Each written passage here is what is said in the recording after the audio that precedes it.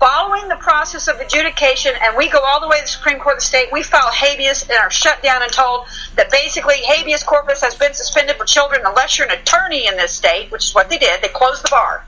They literally said, you may not bring a cause of action anymore in the state of Ohio for a habeas unless you're an attorney. I have a decision from the Supreme Court that says that. Okay? They have locked the bar in Ohio.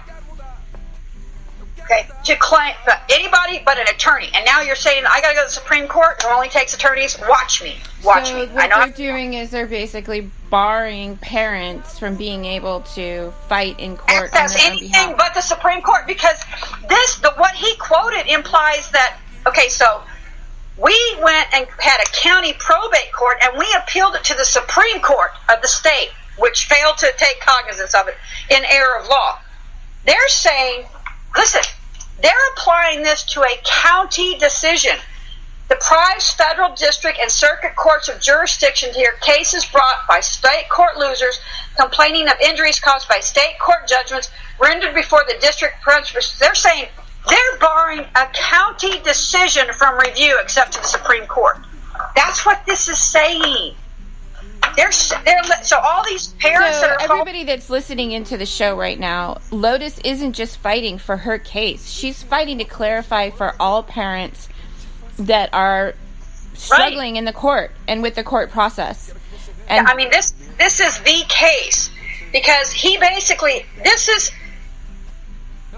saying that we can't take, it doesn't say Supreme Court. Like I said, 1738A is very vague. It says state courts.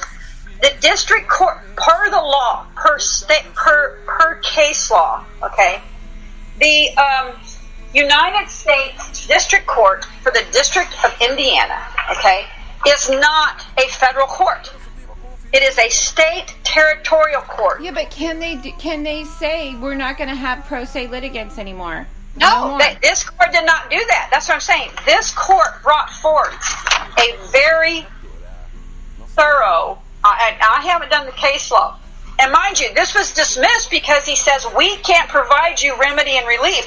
He goes on to say, in this same citation, this paragraph this is a brilliant writ. It's only 2 pages in writing, 2 pages and a conclusion page. So in 3 pages, he totally lays out the very specific jurisdictional questions I put in him. I had to pay a small fee, but it was worth, okay? $400, but it was, that's where we at. We said, for $400, tell me the law. That's what their job is as trustees, okay? Mm-hmm. People need to understand that's what you're doing. And he sure ties his decision. He put the seal of the... See, this is a bonded decision, a bonded opinion, okay, that has bonds against it, that the Treasury backs, okay? So for $500, I got this guy who is an upper guy in his union for his bar attorneys, and he knows that if he fails in the law, I will rescind the bond on this decision. And he brought it forth, and in 3 pages brings forth brilliant writ, because he goes on to say this after the citation. Importantly, the purpose of the doctrine is to preclude lower court jurisdiction over claims seeking review of state court judgments, because no matter how erroneous or unconstitutional the state court judgment may be, the Supreme Court of the United States is the only federal court that could have jurisdiction to review a state court judgment. Okay.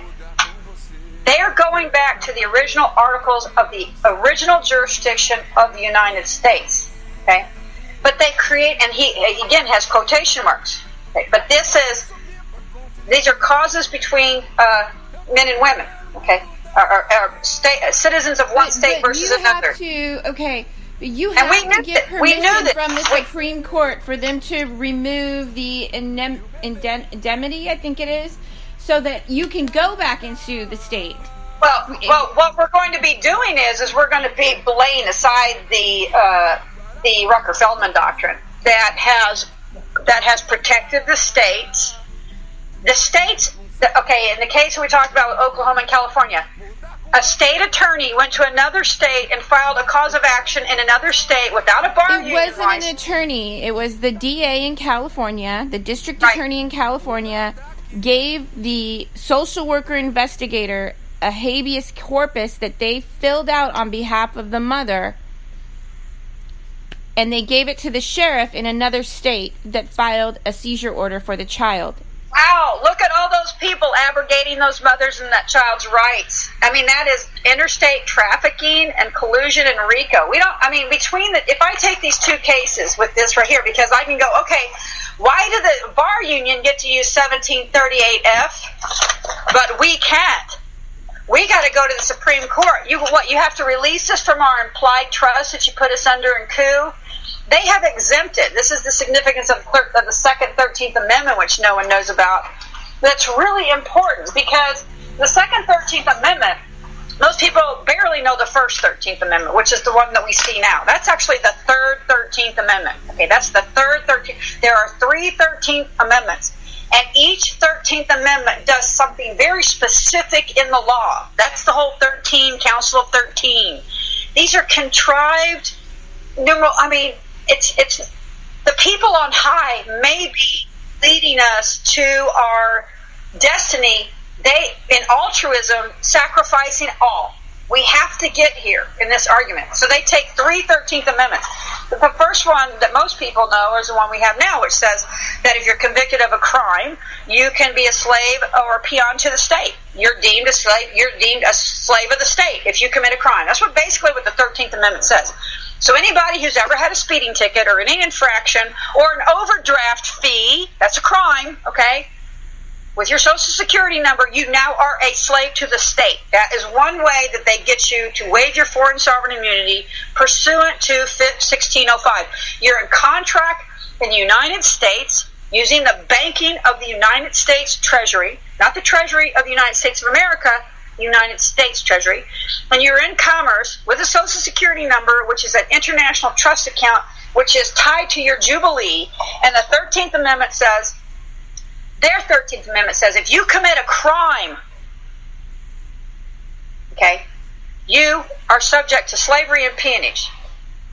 You are automatically waived international immunity from that particular corporate statute by the fact that you are in commerce unknowingly in their jurisdiction that's also being controlled by Rome. So you become a Roman citizen just by doing commerce using the banks that are the only things available to us right now. Those are Roman-controlled law banks. And if you are doing commerce under a Social Security number and you say, I am that, all capital fiction, and you don't separate yourself, if you say you are that, you are a citizen of Rome, and you are doing commerce in the United States, which is a business paradigm. It's a construct. But you are in the United States when you say, stupidly, vacant of the law, when you go to court and they call case number blah, blah, blah, blah, blah, Lotus Justice versus the state of Ohio. And you go, I'm here. They didn't call you. They called your trust. They called your trust account. And you have to stand up and separate yourself so that they know that you're not stupid, because if you don't do these things, you don't say the right things at the right time, they're going to make you their slave. That's their job, because they're not nice people and they operate for the Pope. So, people don't understand that this is all trust law. So the first 13th Amendment is the Titles of Nobility Amendment, which was passed lawfully. That's been proven. It's sitting across the bar between the District Court of D.C. and the Bankruptcy Court of D.C. And Bankruptcy Court wants it bad, okay? And that proves that the TONA was ratified, and that all titles of nobility, agents of state titling, are not part of the United States of America Republic.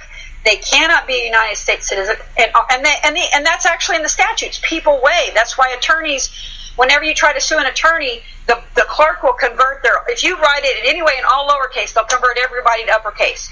Their bar union numbers have an uppercase name.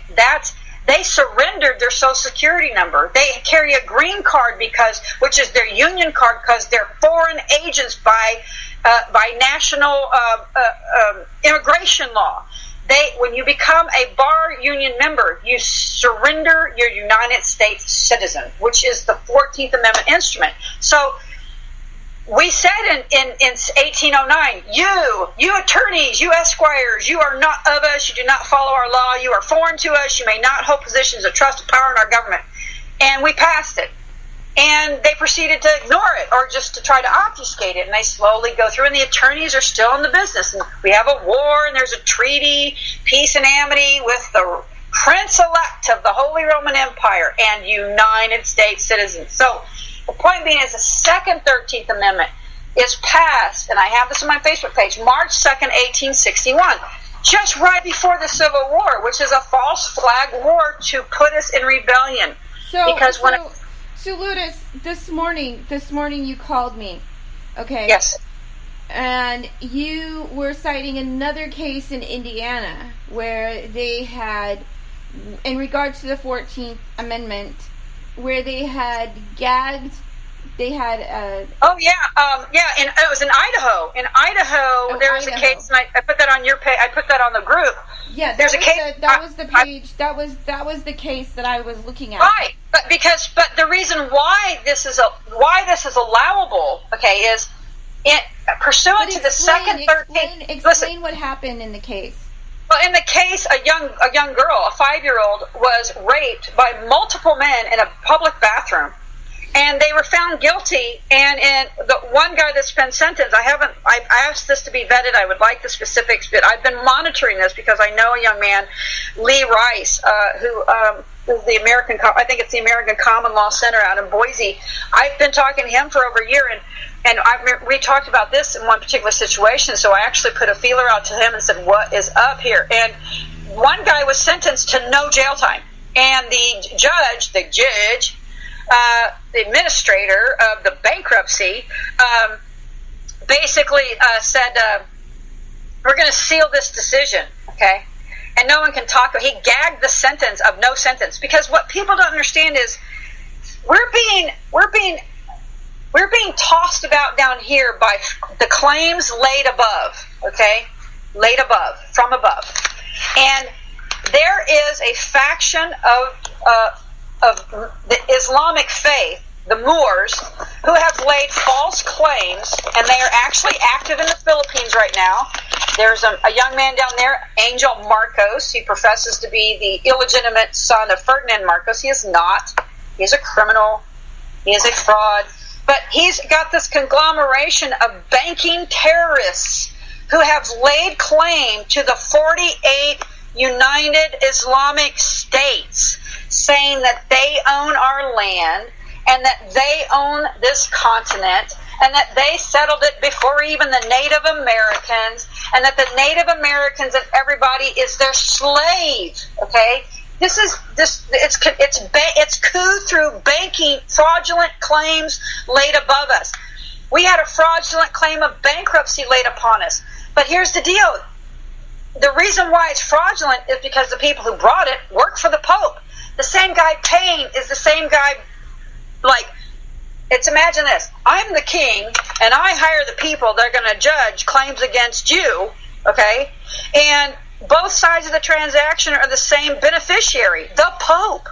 So the second 13th Amendment, which was laid 20 days before the Civil War, says specifically, and I shall cite it, that, and this is the Rucker-Feldman Doctrine. If you read the language of the Rucker-Feldman Doctrine, it says, they're almost the same language. No amendment shall be made to the Constitution which will authorize or give to Congress the power, big C Congress, to Congress, the power to abolish or interfere within any state with the domestic institutions thereof, including that of persons held to labor or service by the laws of said state.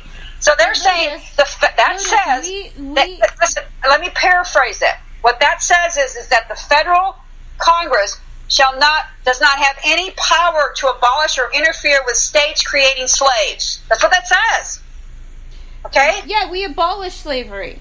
No, but the second 13th Amendment not only reinstituted it, it barred the federal instrument from interfering with states creating slaves and defining them. So when they cite the Rucker-Feldman Doctrine, it says that the federal instruments don't have any power to interfere with domestic institutions. Now we have this guy who specifically states, listen, this is important. Let me just say something. They're bringing forth Babylonian slave trade. They're bringing it back.